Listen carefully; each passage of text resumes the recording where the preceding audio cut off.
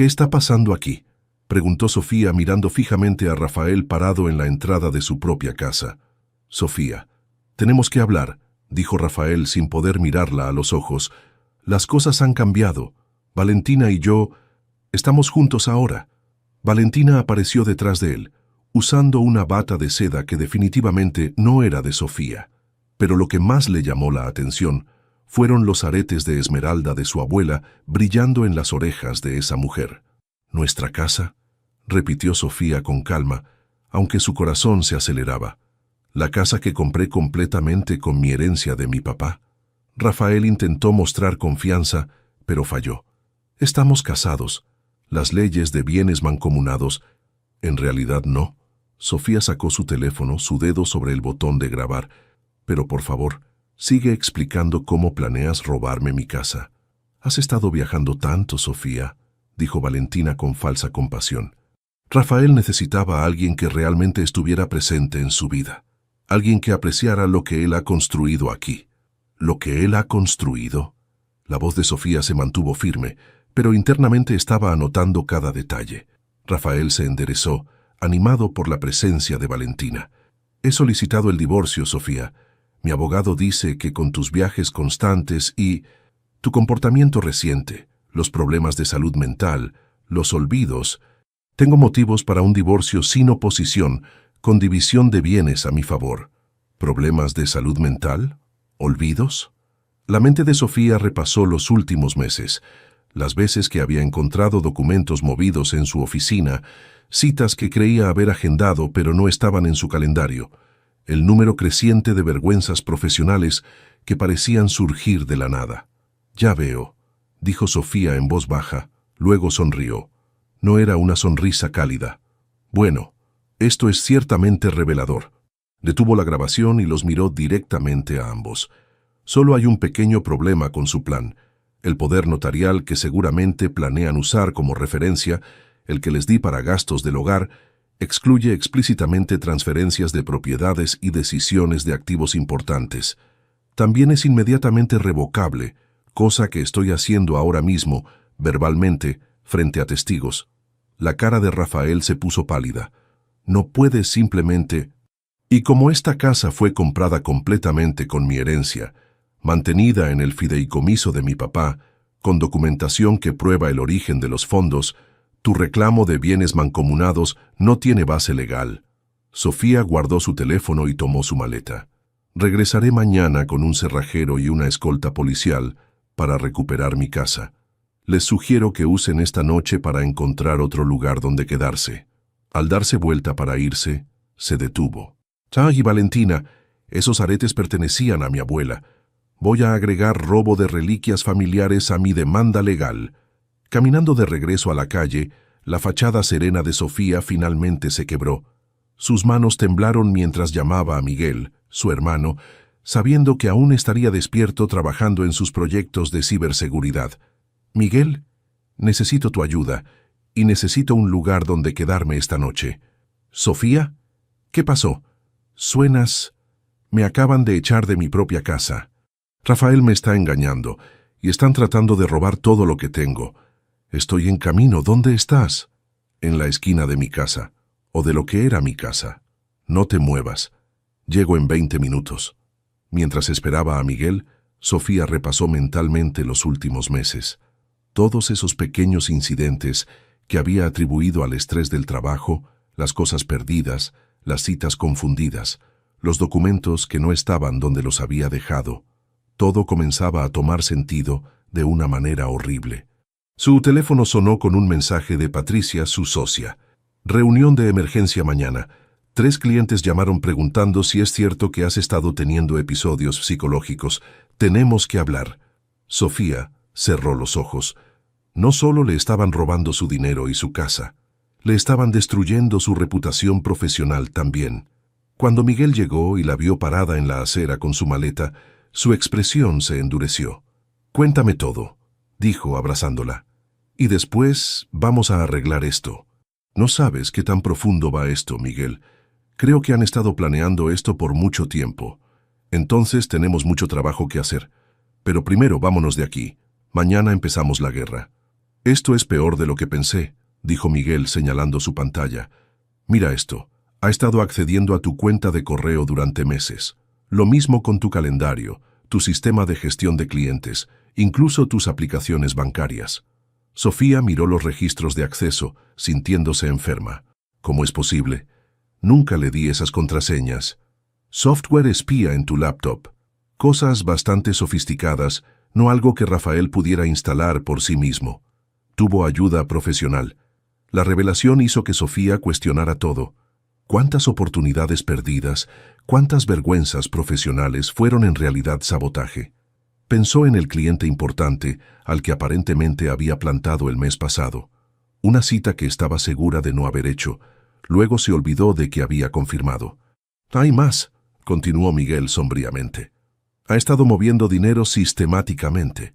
Mira estas transferencias, siempre justo por debajo de las cantidades que activarían notificaciones bancarias para ti. Cantidades pequeñas, pero durante 18 meses suma más de 300,000 pesos. ¿A dónde va?» Miguel mostró otra pantalla. Una cuenta a nombre de Valentina. Pero aquí está lo interesante. El momento. Las primeras transferencias comenzaron hace más de un año, pero el software espía se instaló hace 18 meses. Estaba planeando esto mucho antes de empezar a robar dinero. El teléfono de Sofía vibró con un mensaje de Patricia. Reunión de emergencia mañana. 3 clientes llamaron preguntando si es cierto que has estado teniendo episodios psicológicos. Necesitamos hablar. No solo están robando mi dinero, se dio cuenta Sofía en voz alta. Están destruyendo mi reputación. Durante la semana siguiente, el alcance completo de la campaña en su contra se volvió claro. Miguel rastreó correos falsos enviados desde cuentas que imitaban la firma de Sofía, cancelando reuniones y enviando mensajes inapropiados a clientes. Rafael de alguna manera había obtenido acceso a sus contactos profesionales y estaba socavando sistemáticamente sus relaciones.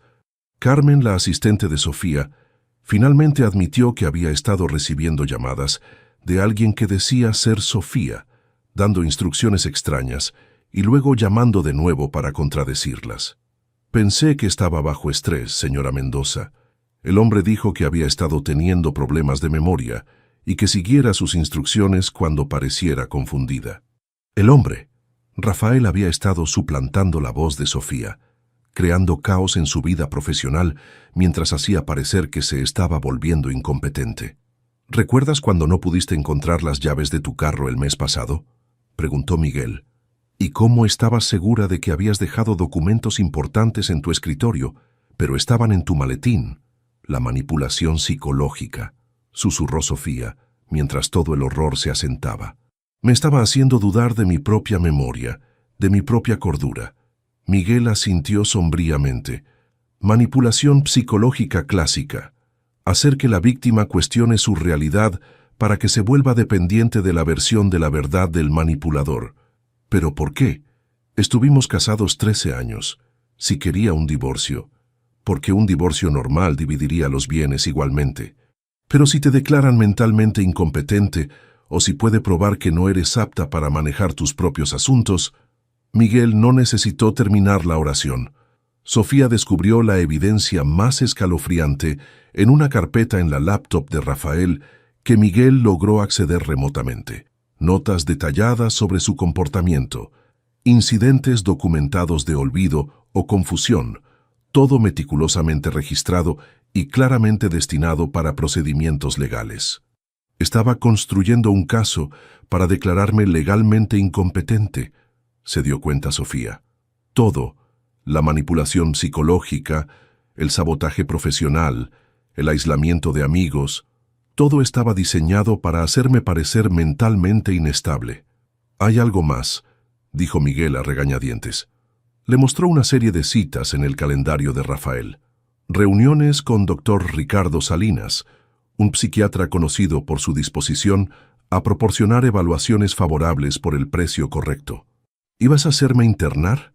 Las palabras salieron como un susurro. «O al menos declararme incapaz de manejar tus bienes, con respaldo médico para las afirmaciones». Sofía sintió que la habitación giraba ligeramente. El hombre con el que había compartido su cama durante más de una década El hombre en quien había confiado con sus pensamientos y miedos más íntimos había estado destruyendo sistemáticamente su cordura y planeando encerrarla. Pero debajo del shock y el horror surgió algo más, ira fría y calculada, y por primera vez en meses, Sofía se sintió completamente lúcida. Miguel, necesito que documentes todo, cada transacción, cada correo falso, cada registro de acceso. Vamos a la guerra. ¿Puede describirme a la diseñadora?, preguntó Sofía, su sangre helándose mientras esperaba la respuesta. Elena Castillo sacó fotos en su teléfono. Era inconfundiblemente Valentina, aunque había estado usando el nombre Victoria Cruz y alegando tener un trasfondo diferente. Mi esposo me dejó en circunstancias muy similares hace 6 meses, explicó Elena, quebrándose mientras describía la manipulación psicológica sistemática, el sabotaje profesional y el aislamiento de amigos y familia. Empecé a ver a una terapeuta que me ayudó a darme cuenta de lo que había pasado. Pero para entonces, mi esposo ya había transferido la mayoría de nuestros bienes y desaparecido con su nueva novia.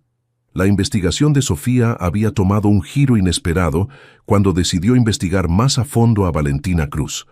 Lo que descubrió transformó su comprensión de toda la conspiración.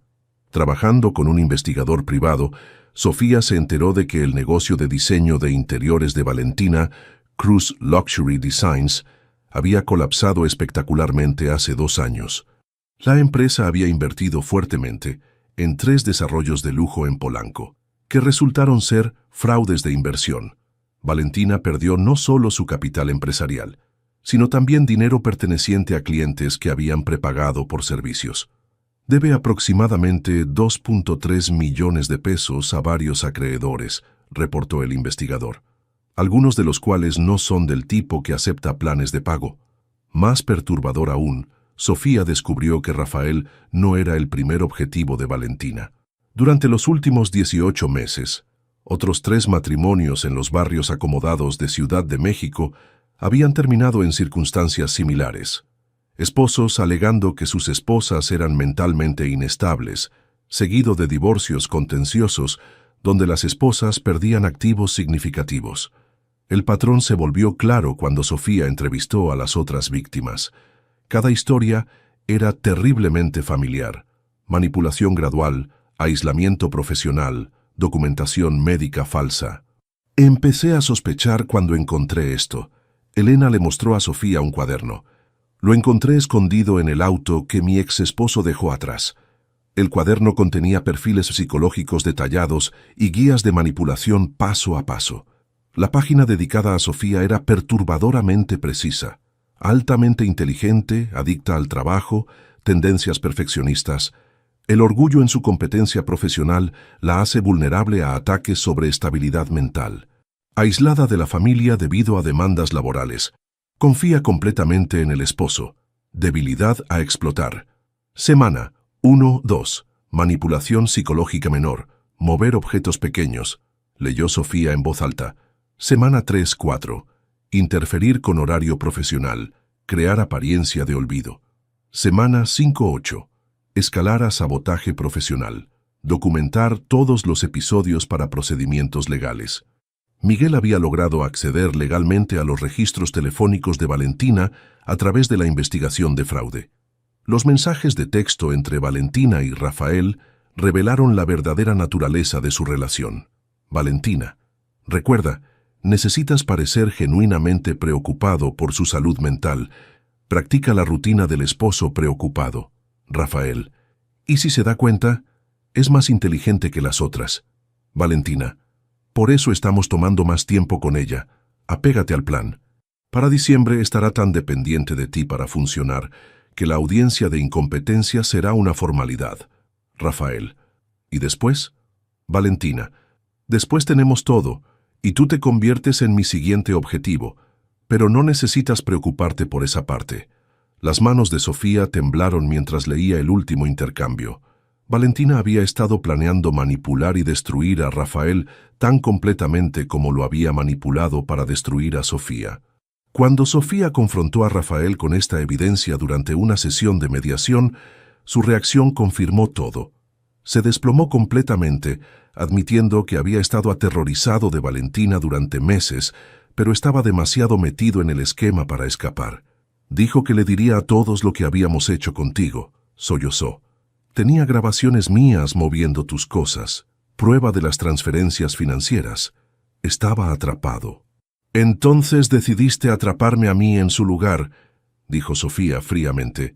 Pensé que si conseguíamos tu dinero, podría pagar sus deudas y me dejaría en paz. No sabía que estaba planeando... No pudo terminar la oración. Patricia, la abogada de Sofía, se inclinó hacia adelante. ¿Está dispuesto a testificar contra Valentina Cruz? Rafael levantó la vista con miedo genuino en los ojos. No entienden. Ella no es solo una estafadora. La gente a la que le debe dinero son peligrosos. Si testifico contra ella, soy hombre muerto. Pero Sofía ya había tomado su decisión. Entonces, supongo que será mejor que esperes que el sistema de justicia funcione más rápido que sus acreedores. Sofía, por favor. Sé que cometí errores terribles, pero ella me manipuló también. Me hizo creer que esto era la única manera de salvarnos a ambos. La diferencia, dijo Sofía poniéndose de pie, es que tú elegiste participar.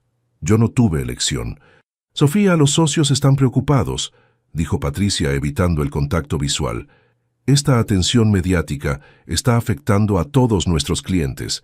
Creemos que deberías considerar tomar una licencia hasta que esto pase. ¿Una licencia? Sofía miró fijamente a su socia de 8 años. Patricia, has visto la evidencia. Sabes lo que me hicieron. Te creo, dijo Patricia cuidadosamente, pero creerte y proteger la firma son dos cosas diferentes. La familia Herrera tiene conexiones en todas partes. Nos están haciendo muy difícil operar normalmente. El momento en que Sofía presentó cargos criminales contra Rafael y Valentina, la familia Herrera lanzó su contraataque. En 24 horas, la historia llegó a los tabloides de Ciudad de México con una narrativa muy diferente. Abogada exitosa sufre crisis nerviosa, destruye matrimonio con acusaciones paranoicas. La máquina mediática de la familia Herrera era sofisticada y despiadada. Habían contratado una firma de manejo de crisis que se especializaba en destrucción de reputaciones, y su campaña era devastadoramente efectiva. Crisis psicótica de esposa, destruye matrimonio de 13 años, decía el titular en Hola, México. El artículo, claramente alimentado con información por los Herrera, pintaba a Sofía como una adicta al trabajo inestable que se volvió cada vez más paranoica y delirante, empujando a su amoroso esposo a los brazos de otra mujer. Sofía vio su vida profesional desmoronarse en tiempo real. Los teléfonos de su firma sonaban constantemente con reporteros buscando comentarios. Los clientes comenzaron a solicitar diferentes abogados para sus casos. Su cliente más grande, una compañía de desarrollo con la que había trabajado durante 5 años, terminó formalmente su contrato. Los Herrera tienen conexiones en todas partes, le explicó Miguel una noche. He rastreado la campaña mediática. Están pagando a periodistas, presionando a anunciantes, usando cada favor que tienen. El aislamiento se volvió completo cuando los amigos comenzaron a evitar las llamadas de Sofía.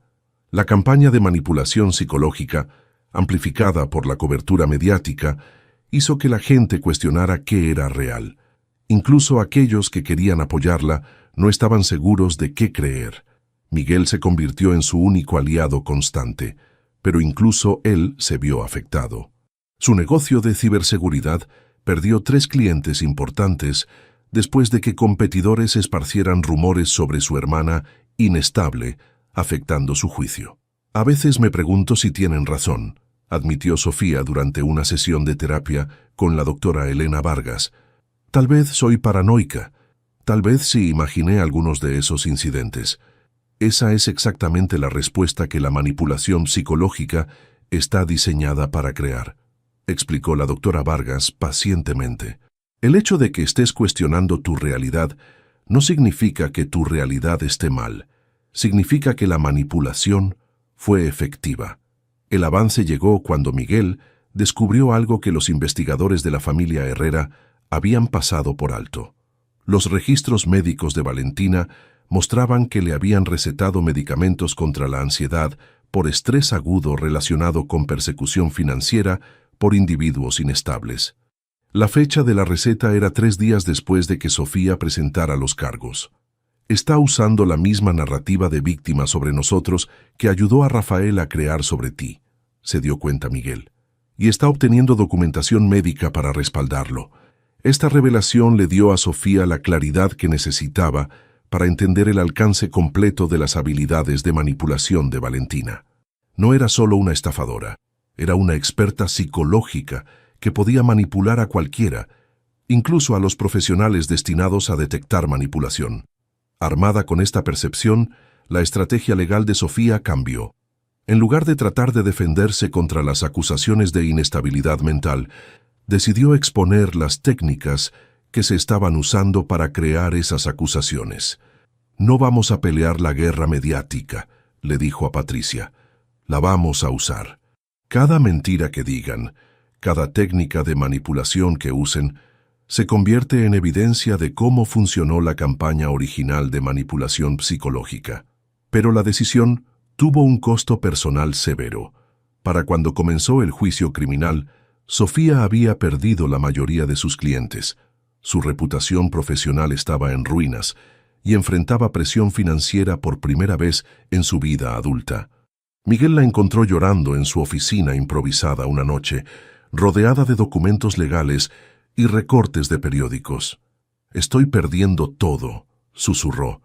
«Incluso si gano el juicio, mi carrera terminó. Me han destruido tan efectivamente como si me hubieran internado». Miguel se sentó a su lado. «Tal vez tu carrera anterior terminó, pero tal vez eso no es completamente malo. ¿Qué quieres decir? Mira lo que has aprendido sobre manipulación psicológica, sobre cómo el sistema legal maneja el abuso psicológico. Mira cuántas otras víctimas has encontrado. Tal vez tu nueva carrera es ayudar a personas que pasaron por lo que tú pasaste». Era la primera vez en meses que Sofía vio un futuro posible más allá de solo sobrevivir la crisis presente. «¿Crees que podríamos realmente ayudar a otros?», preguntó. «Creo que ya lo estás haciendo. Elena Castillo me llamó ayer. Dijo que eres la primera persona que la hizo sentir que no estaba loca». «Damas y caballeros del jurado», comenzó la fiscal María Elena Santos, «durante las últimas semanas han escuchado testimonios sobre manipulación psicológica, fraude financiero y la destrucción sistemática de vidas. Pero lo que no han escuchado aún es la verdad más importante sobre Valentina Cruz, que no es solo una mujer desesperada llevada al crimen por las circunstancias. Es una depredadora que ha perfeccionado sus técnicas durante más de una década. El tribunal estaba lleno mientras Santos preparaba su evidencia final. Sofía se sentó en primera fila, flanqueada por Miguel y la doctora Vargas, observando cómo la actuación confiada de Valentina comenzaba a agrietarse. Santos mostró una serie de documentos en las pantallas del tribunal. «Estos son reportes policiales de Guadalajara, que datan de hace 12 años. Un empresario llamado Jorge Martínez reportó que su esposa, Claudia, había sido sistemáticamente aislada de amigos y familia por una mujer que se había hecho su amiga. Antes de que Claudia desapareciera con los ahorros de toda su vida, esta mujer había estado entrenando a Jorge sobre cómo hacer que su esposa dudara de su propia cordura». La descripción sonaba horriblemente familiar. Santos continuó. «La mujer en esos reportes estaba usando el nombre Valeria Cruz y alegaba ser coach de vida. Pero las fotografías coinciden perfectamente con la acusada. Más casos aparecieron en pantalla, patrones similares en Puebla, Tijuana, Monterrey, siempre el mismo método: hacerse amiga de la esposa, seducir al esposo, entrenarlo en técnicas de manipulación psicológica, robar los bienes, luego desaparecer antes de que alguien pudiera armar las piezas. Valentina Cruz ha estado perfeccionando la manipulación psicológica como empresa criminal durante más de una década», explicó Santos. «No es una mujer desesperada llevada al crimen. Es una depredadora profesional que ha destruido al menos 15 familias que podemos documentar. Pero la evidencia más impactante estaba aún por venir». Santos presentó mensajes de texto recuperados de un teléfono que Valentina creyó haber destruido. comunicaciones con otras mujeres, ejecutando esquemas similares en diferentes ciudades. La acusada era parte de una red organizada de especialistas en manipulación psicológica, reveló Santos. Compartían técnicas, intercambiaban información sobre objetivos e incluso coordinaban para asegurar que no superpusieran territorios. Un intercambio de mensajes hizo que la sangre de Sofía se helara. Contacto desconocido. La abogada en Ciudad de México se está volviendo sospechosa. Tal vez es hora de eliminar al esposo y seguir adelante. Valentina. Aún no. Vale demasiado. Quiero todo antes de limpiar casa. Contacto desconocido. ¿Qué pasa con el esposo? Valentina. Se está volviendo una responsabilidad. Tengo suficiente evidencia para destruirlo cuando quiera. Podría hacer que parezca suicidio cuando esto termine. El tribunal estalló en murmullos de shock. Incluso Rafael, sentado en el área de acusados, se puso pálido al darse cuenta de lo cerca que había estado de convertirse en la siguiente víctima de Valentina en lugar de su cómplice. Bajo contrainterrogatorio, la máscara de Valentina finalmente se deslizó completamente. Cuando se enfrentó con evidencia de su red, sus víctimas anteriores y sus planes para Rafael, abandonó completamente su narrativa de víctima. ¿Quieren saber la verdad?, le espetó al abogado de Sofía. Su cliente era patéticamente fácil de manipular. Estaba tan desesperada por ser la esposa perfecta que cuestionó su propia realidad en lugar de confrontar la posibilidad de que su esposo no la amara. No la hice débil, solo expuse debilidades que ya estaban ahí. La declaración impactó incluso a su propio abogado defensor. Valentina continuó, su voz goteando desprecio. Rafael era aún más fácil. Todo lo que tuve que hacer fue acariciar su ego y decirle que merecía algo mejor que una esposa que se preocupaba más por su carrera que por su matrimonio. Hombres como él están en todas partes, débiles, mediocres, buscando a alguien a quien culpar por sus fracasos. ¿Y las otras víctimas?, preguntó el fiscal. ¿Qué pasa con ellas? Eligieron confiar en las personas equivocadas. No forcé a nadie a hacer nada. Solo les di permiso para hacer lo que ya querían hacer. El tribunal se quedó en silencio, mientras el jurado y todos los presentes presenciaron sociopatía pura en acción. Incluso el juez parecía sacudido por la completa falta de remordimiento o empatía de Valentina. Fue este momento que Sofía se dio cuenta del alcance completo de lo que había sobrevivido. No solo escapó de una estafadora o incluso de una relación abusiva, escapó de una depredadora que ve a otros seres humanos como nada más que recursos para explotar. El jurado deliberó por menos de 4 horas. Valentina fue declarada culpable de múltiples cargos de fraude, conspiración y abuso psicológico. Rafael fue declarado culpable de fraude y conspiración, pero recibió una sentencia más leve debido a su cooperación y su estatus como otra víctima de Valentina. Pero para Sofía, la victoria se sintió vacía. Mientras los veía ser llevados esposados, se dio cuenta de que la justicia era solo el comienzo de su recuperación, no el final. «Se acabó», susurró Miguel tomando su mano. «No», dijo Sofía observando las puertas del tribunal cerrarse. «Esto apenas está comenzando. Tal vez esto es una oportunidad», sugirió la doctora Vargas durante una de sus sesiones. «Has aprendido más sobre manipulación psicológica y abuso en los últimos 2 años que la mayoría de los abogados aprenden en toda su carrera. Tal vez hay una manera de usar ese conocimiento». La idea parecía imposible al principio. Sofía estaba luchando con su propia recuperación. Ataques de pánico cuando tenía que aparecer en público, insomnio y un miedo persistente de que la gente la estuviera observando, juzgándola, cuestionando su cordura. Los meses siguientes al juicio fueron los más difíciles de la vida de Sofía. La victoria criminal no restauró su reputación profesional y Sofía descubrió que reconstruir una vida era mucho más difícil que ganar una batalla legal. Su práctica legal estaba esencialmente terminada. Durante los 2 años de investigación y juicio, la mayoría de los clientes se mudaron a otras firmas. La atención mediática, aunque finalmente la reivindicó, la había dejado asociada con escándalo en las mentes de clientes corporativos que preferían abogados sin historias personales complicadas. Patricia le ofreció regresar a su sociedad, pero ambas mujeres sabían que sería incómodo y potencialmente dañino para los otros clientes de la firma. En su lugar, Sofía tomó la dolorosa decisión de vender su participación en la práctica que había pasado una década construyendo. Miguel se convirtió no solo en su hermano, sino en su socio comercial y ancla emocional. Trabajando desde la casa de Sofía, comenzaron a ofrecer servicios de consultoría a abogados, manejando casos que involucraban fraude financiero y abuso psicológico.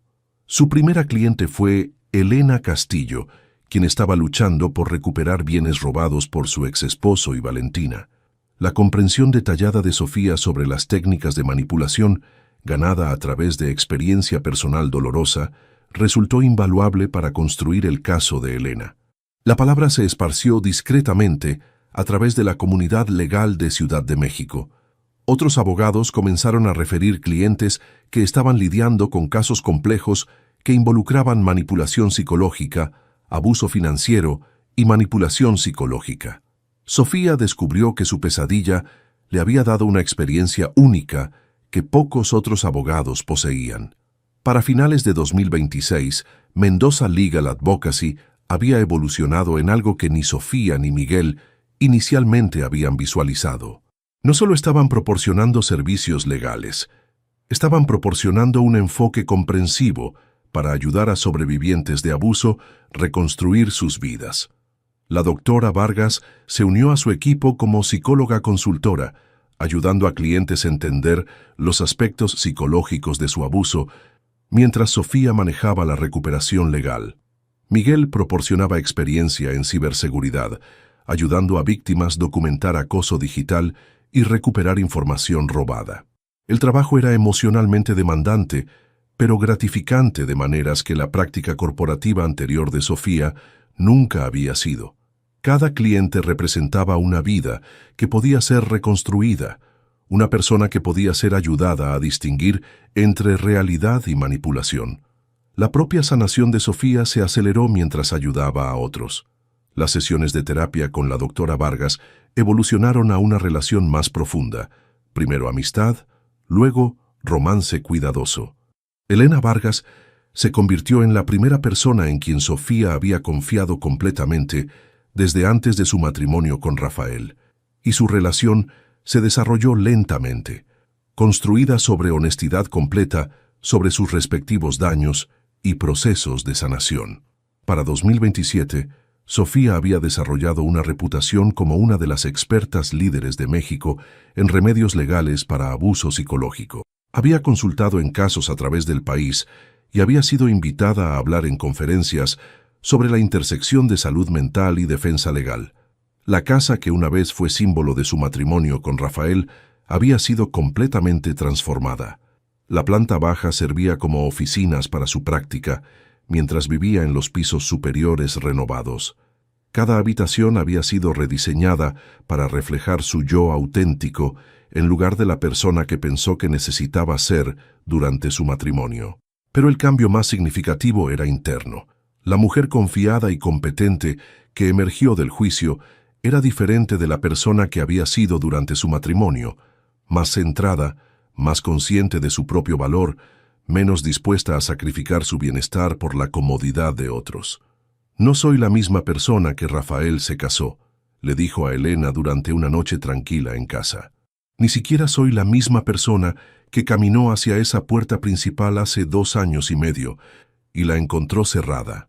«¿La extrañas?», preguntó Elena. «¿La persona que eras antes?». Sofía consideró la pregunta cuidadosamente. «Extraño la inocencia. Extraño creer que las personas eran fundamentalmente buenas, pero no extraño la ingenuidad. No extraño estar tan desesperada por ser perfecta que ignoré mis propios instintos». La conversación reflejaba cómo completamente había cambiado la visión del mundo de Sofía. El éxito ya no se trataba de clientes prestigiosos o logro financiero, se trataba de autenticidad, trabajo significativo y relaciones construidas sobre respeto mutuo y honestidad. «Señora Mendoza, mi nombre es Carmen Delgado, estoy llamando desde Puebla. Creo que mi esposo está tratando de hacerme creer que estoy perdiendo la razón».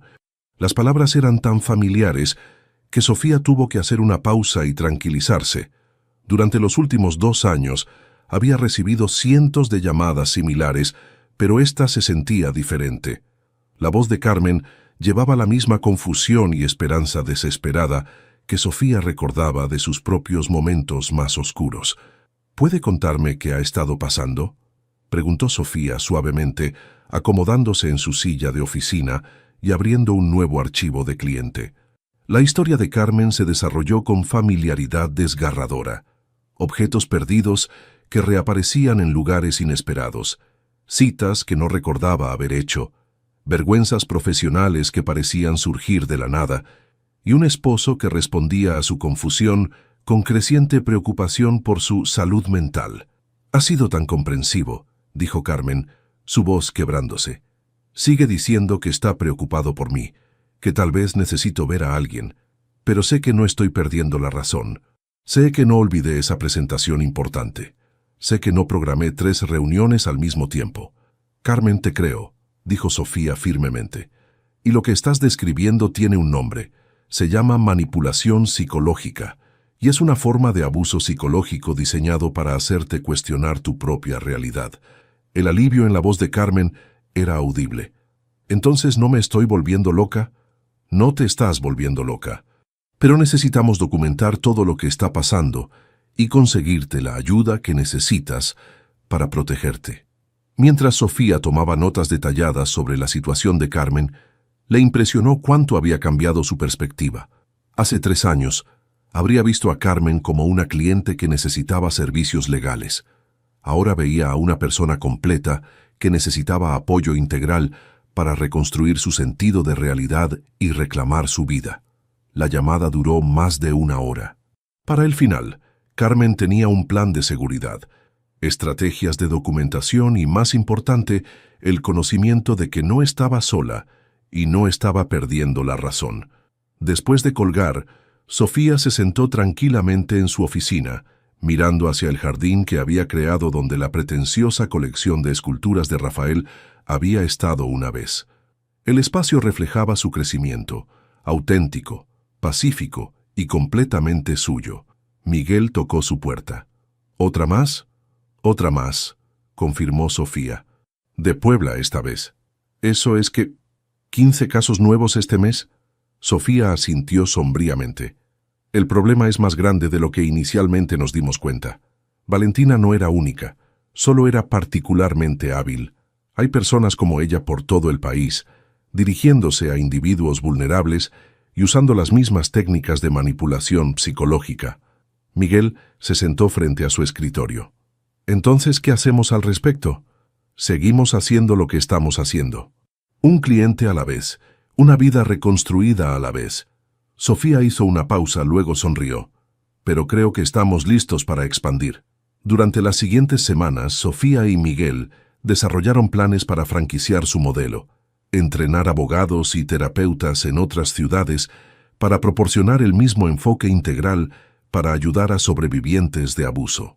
La doctora Vargas ayudó a diseñar programas de entrenamiento que enseñaban a profesionales legales a reconocer técnicas de manipulación psicológica.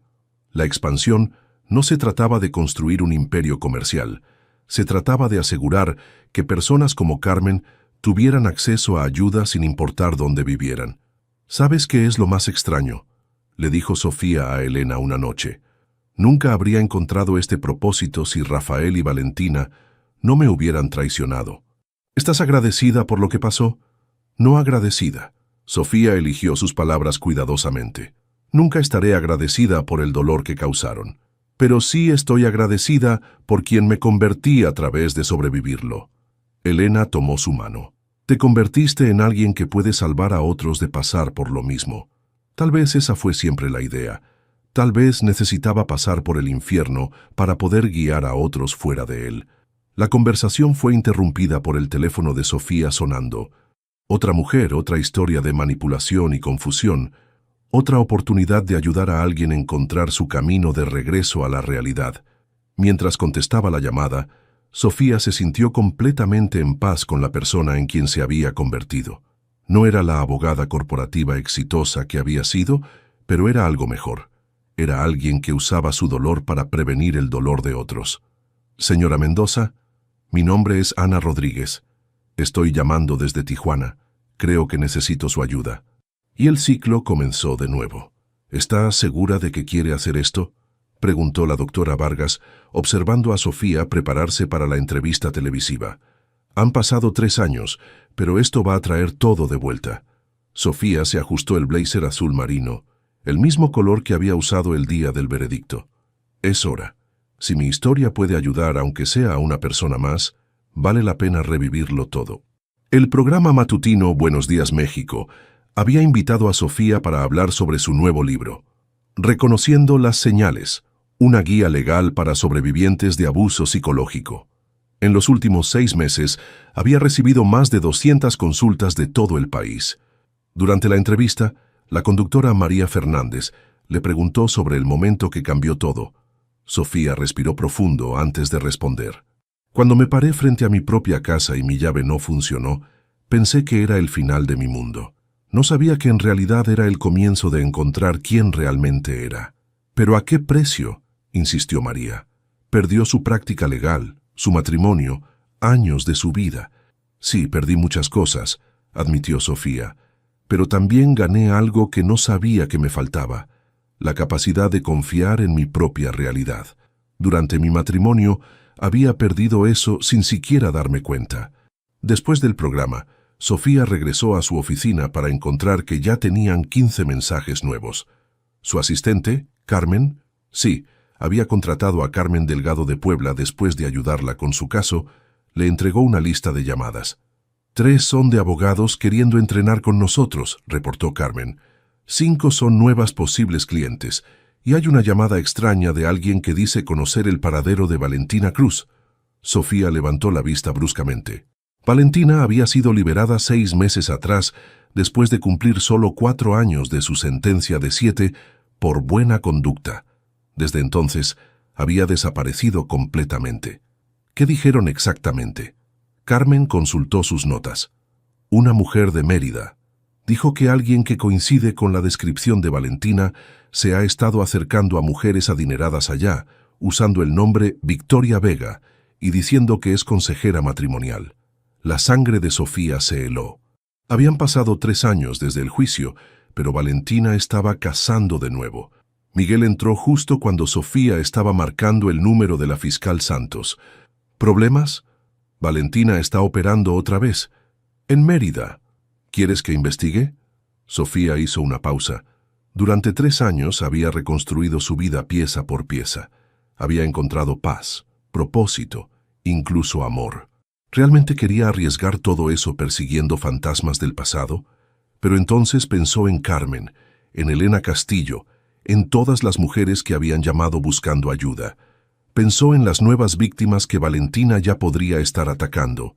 Sí, dijo finalmente, pero esta vez lo hacemos diferente.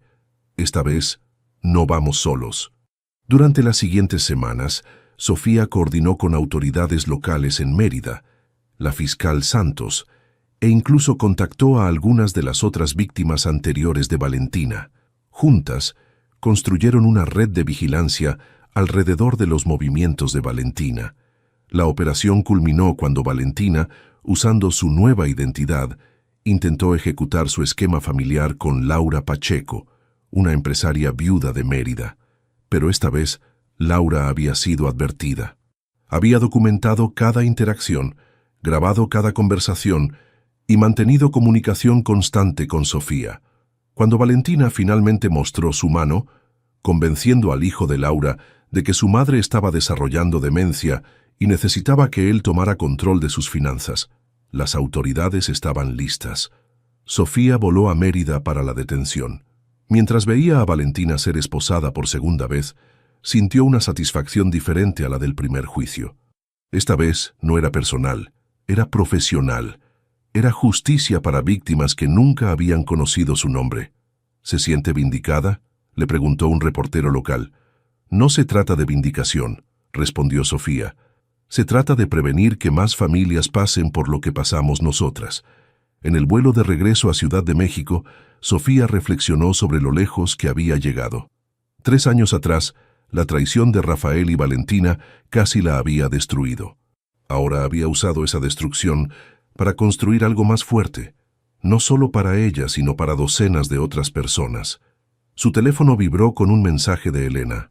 Vi las noticias. Estoy orgullosa de ti. La cena está lista cuando llegues a casa. Casa.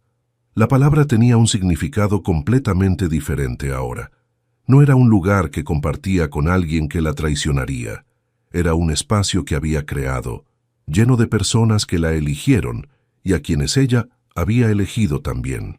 Sofía sonrió mientras el avión descendía hacia Ciudad de México. Había tomado 3 años, pero finalmente había ganado la guerra, no contra Rafael y Valentina, sino contra la versión de sí misma que había permitido ser víctima. Y esa victoria, se dio cuenta, valía todo el dolor que había costado. «Mamá, ¿por qué hay tanta gente en nuestra casa?», preguntó Isabela, de 4 años, tirando del vestido de Sofía mientras docenas de personas llenaban el jardín trasero. Sofía se agachó para estar a la altura de su hija, alisando los rizos oscuros que había heredado de Elena. «Estamos celebrando algo muy importante, mi amor. ¿Recuerdas que mamá ayuda a personas que han pasado por momentos difíciles?». Isabela asintió solemnemente. A pesar de su corta edad, había crecido escuchando conversaciones sobre trabajo importante y ayudar a la gente. «Bueno, hoy estamos celebrando que hemos ayudado a 1000 personas, 1000 familias que ahora están mejor». «¿1000 es mucho?». «Muchísimo», sonrió Sofía besando la frente de su hija. «Ve a jugar con Miguel, sí». Era 2030, 5 años después de que Valentina fuera arrestada por segunda vez en Mérida.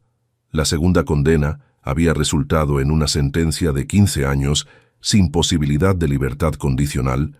Su historial anterior y la evidencia de reincidencia habían convencido al juez de que era un peligro público. Rafael había intentado contactar a Sofía varias veces después de cumplir sus 3 años de prisión, pero ella había mantenido su posición. No tenía nada que decirle. La última que supo de él estaba trabajando como vendedor de seguros en Guadalajara, viviendo una vida pequeña y anónima. Mendoza Legal Advocacy había crecido más allá de lo que Sofía jamás había imaginado. Tenían oficinas en 12 ciudades mexicanas y habían entrenado a más de 50 profesionales en sus métodos. El libro de Sofía se había traducido a 6 idiomas y se usaba como texto en universidades de toda Latinoamérica. «Señora Mendoza», se acercó Carmen, ahora directora de operaciones. «La fiscal Santos quiere hacer un brindis». María Elena Santos, quien se había convertido en amiga cercana durante los años, levantó su copa de champán frente a la multitud reunida. «Hace 8 años, conocí a Sofía Mendoza en las circunstancias más terribles», comenzó. «Era una mujer destrozada que había perdido todo, su hogar, su confianza, su sentido de realidad. Pero lo que no había perdido era su determinación de encontrar justicia, no solo para ella, sino para todas las víctimas de abuso psicológico». La multitud se quedó en silencio. Entre los asistentes estaban Elena Castillo, Carmen Delgado, Laura Pacheco de Mérida y docenas de otras mujeres y algunos hombres, cuyas vidas habían sido tocadas por el trabajo de Sofía. «Hoy celebramos no solo 1000 casos exitosos, sino 1000 vidas reconstruidas, 1000 personas que recuperaron su sentido de realidad, su autoestima y su futuro». Los aplausos llenaron el jardín.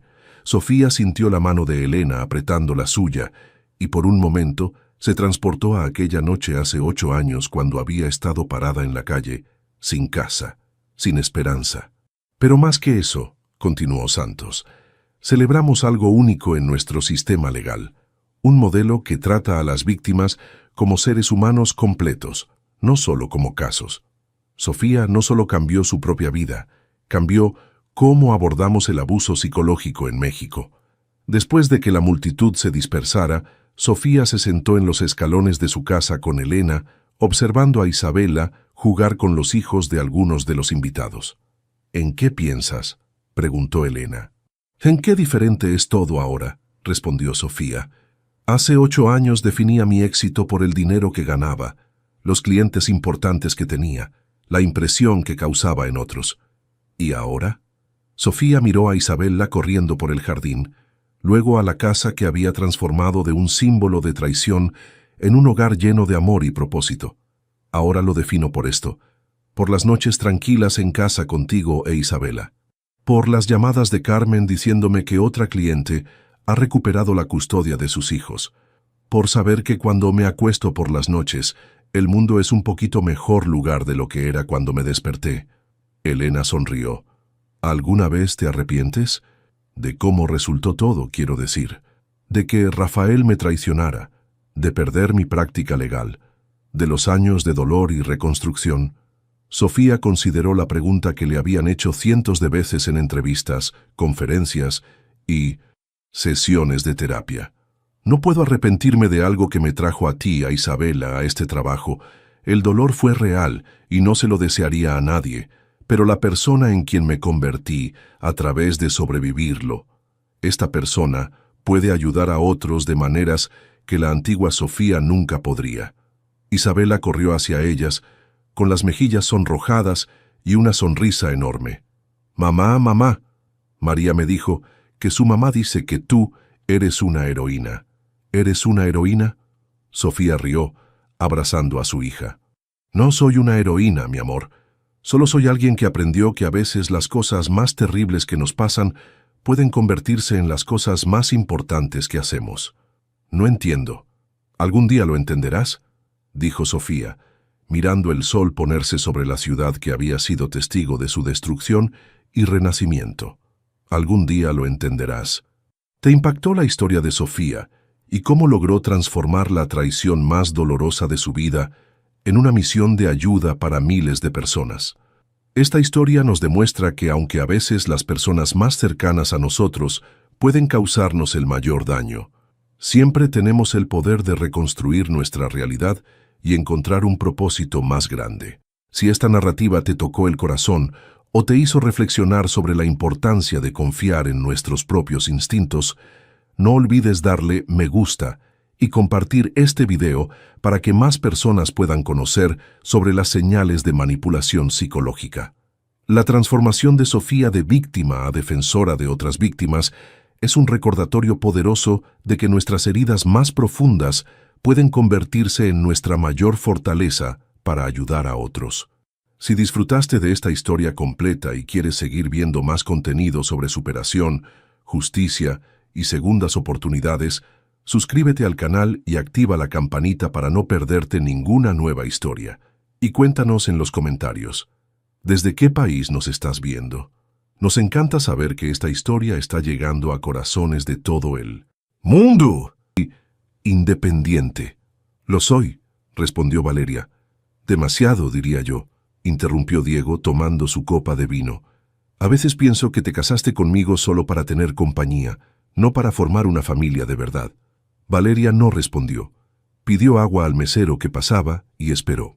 Sabía que Diego no la había citado ahí para cenar. Esto era un montaje, un juego cruel que él había planeado con cuidado.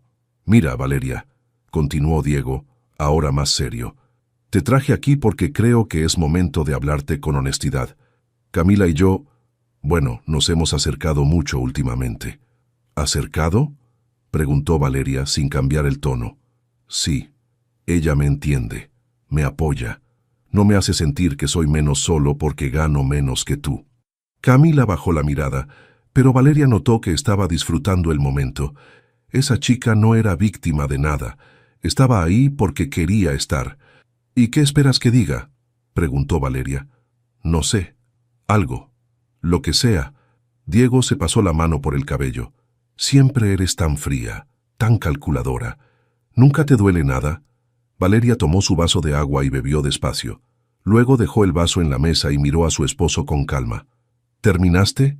Diego frunció el ceño. Esperaba gritos, lágrimas, alguna escena dramática que pudiera usar después para justificarse, pero Valeria no le dio ese gusto. Porque si ya terminaste, continuó ella, me gustaría pedir algo de comer. No he comido nada desde el desayuno. Camila soltó una risa nerviosa. Diego apretó los labios, molesto. El mesero se acercó y Valeria ordenó sin mirar el menú. Conocía ese lugar mejor que nadie. Mientras esperaban la comida, Diego siguió hablando. Le dijo que ella nunca había sabido cuidar un hogar, que siempre ponía su trabajo primero, que lo hacía sentir como un accesorio en su vida. Camila asentía a cada frase, como si estuviera en una junta de negocios. Valeria los dejó hablar. No tenía caso discutir. Ya había entendido todo. Cuando llegó el dueño del restaurante, un hombre mayor con acento italiano, todo cambió. «Valeria», gritó desde el otro lado del salón, acercándose con los brazos abiertos. «¡Qué alegría verte! Hace meses que no vienes». «Hola, Marco», respondió Valeria levantándose para saludarlo. «Gracias por seguir confiando en el grupo, en serio. Tu inversión ha sido clave para abrir la nueva sucursal». Diego se quedó paralizado. Camila abrió los ojos como platos. «¿Inversión?», preguntó Diego con la voz temblando. Marco lo miró confundido. «Sí, claro, Valeria es una de nuestras socias principales. ¿No lo sabías?». Valeria sonrió apenas. No dijo nada. No hacía falta. Diego intentó hablar, pero no le salían las palabras. Camila se hundió en su silla, de repente mucho menos segura de sí misma. «Bueno, los dejo cenar tranquilos», dijo Marco, dándole una palmada en el hombro a Valeria. «Cualquier cosa que necesites, me avisas». Cuando Marco se fue, el silencio en la mesa era tan pesado que hasta el ruido del restaurante parecía lejano. «Valeria», empezó Diego. «No», lo interrumpió ella, sacando su tarjeta de crédito. «Ya no quiero hablar». Llamó al mesero, pidió la cuenta y pagó. Diego intentó detenerla, pero ella se levantó y caminó hacia la salida sin voltear atrás. Afuera, la noche estaba fresca. Valeria respiró hondo y caminó hacia su coche. No lloró. No se sintió triste, solo cansada. Sabía que esa no sería la última humillación que Diego intentaría hacerle, pero también sabía que ya no le importaba. Algo había cambiado esa noche, algo que no tenía vuelta atrás. Subió al coche, cerró la puerta y arrancó. En el espejo retrovisor vio a Diego salir corriendo del restaurante, buscándola entre los coches estacionados. Pero ella ya se había ido. Valeria llegó a su departamento pasadas las 11 de la noche. Diego no estaba. Probablemente seguía en el restaurante intentando explicarle a Camila lo que acababa de pasar. O quizás estaba en el bar de siempre, ahogando su orgullo herido. No le importaba. Encendió la luz de la sala y dejó sus llaves en la mesa. El lugar estaba en silencio. Ese silencio incómodo que solo existe cuando dos personas que viven juntas ya no se hablan de verdad. Se quitó los zapatos y caminó descalza hasta su oficina. Abrió la laptop y empezó a revisar sus cuentas bancarias. Llevaba meses sintiendo que algo no cuadraba, pero nunca había tenido tiempo de investigar a fondo. Ahora sí lo tenía. Las primeras transferencias que encontró fueron pequeñas. $500 aquí, 300 allá. Todas salían de su cuenta compartida con Diego hacia una cuenta que no reconocía. Siguió bajando. Más transferencias, más dinero. En total, sumaban casi $20,000 en 6 meses. Valeria sintió que el estómago se le revolvía, pero no de tristeza. Era rabia, rabia pura y fría. Tomó su teléfono y le escribió a Rodrigo, su asesor financiero. Era tarde, pero sabía que él siempre revisaba sus mensajes. «Necesito auditar todas mis cuentas. Mañana, urgente». La respuesta llegó en menos de 2 minutos. «Listo, te veo a las 9 en mi oficina». Valeria cerró la laptop y se quedó mirando la ventana. Afuera, la ciudad brillaba con sus luces de siempre. Miles de personas viviendo sus vidas, con sus propios problemas, sus propias mentiras. Pensó en su madre, en Lima, en esas tardes cuando era niña y veía a su mamá llorar en la cocina porque el novio de turno le había robado dinero otra vez. Siempre era lo mismo. Hombres guapos, con palabras bonitas y promesas vacías. Su madre les creía cada vez, y cada vez terminaba más pobre y más sola. Valeria había jurado que eso nunca le pasaría a ella. Por eso estudió, por eso trabajó como loca durante años, por eso ahorraba cada centavo que ganaba y vivía con sencillez aunque su empresa facturara cantidades que Diego ni siquiera imaginaba. Pero de nada había servido. Al final, había terminado igual que su madre, confiando en el hombre equivocado. Se levantó y fue a la cocina. Preparó un té y se sentó en el sillón. No quería dormir. Sabía que si cerraba los ojos, vería la cara de Diego en el restaurante, esa expresión de sorpresa y vergüenza cuando Marco lo dejó en ridículo. A las 3 de la mañana, escuchó la puerta abrirse. Diego entró tratando de no hacer ruido, pero Valeria estaba despierta en la sala con todas las luces apagadas. ¿Valeria?, preguntó él, encendiendo la luz. Ella no respondió. Solo lo miró. «Mira, sé que la cena fue un desastre», empezó Diego acercándose. «No debí llevarte ahí. No debí presentarte a Camila así. Fue estúpido». «¿Dónde está el dinero?», preguntó Valeria. Diego se detuvo. «¿Qué dinero?». «Los $20,000 que sacaste de nuestra cuenta. ¿Dónde están?». La cara de Diego cambió. El color se le fue del rostro. «Yo necesitaba hacer unos pagos». «¿Qué pagos?». «Deudas. Personales». Valeria se levantó del sillón. «Deudas que hiciste sin decirme nada». «Con dinero que era mío». «Era nuestra cuenta», dijo Diego alzando la voz. «Somos casados. Lo que es tuyo es mío». «No», respondió Valeria caminando hacia él. «Lo que era mío, y tú lo robaste». «No lo robé. Solo lo usé. Iba a reponerlo». «¿Cuándo? ¿Con qué dinero? Si apenas te alcanza para pagar tu coche». Diego apretó los puños. Valeria vio en sus ojos algo que nunca había visto antes. Odio. Odio real. «¿Sabes qué es lo peor de ti, Valeria?», dijo él, escupiendo las palabras. «Que siempre me haces sentir menos. Cada vez que ahorras, cada vez que hablas de tus inversiones, es como si me restregaras en la cara que ganas más que yo. Eso es tu problema, no el mío. Es nuestro problema. Por eso nuestra relación no funciona, porque tú nunca me has visto como tú igual». Valeria se cruzó de brazos. «Tienes razón. No te veo como mi igual, porque tú robas y yo no». Diego levantó la mano como si fuera a pegarle, pero se detuvo. Valeria no se movió. Solo lo miró fijamente, esperando. Él bajó la mano y se dejó caer en el sillón. «No sé qué quieres que haga», dijo con la voz quebrada. «Quiero que te vayas». Diego levantó la cabeza. «¿Qué?». «Que te vayas. Esta noche. Ahora. Este también es mi departamento». «No, es mío. Yo pago la renta. Tú solo vives aquí». Diego se quedó en silencio. Valeria fue a la habitación, sacó una maleta del closet y empezó a meter la ropa de él. «¿Qué haces?», preguntó Diego siguiéndola. «Te estoy ayudando a empacar». «Valeria, por favor, no hagas esto. Podemos arreglarlo». Ella siguió empacando sin mirarlo. Cuando terminó, cerró la maleta y se la entregó. «Vete a casa de tu madre. O con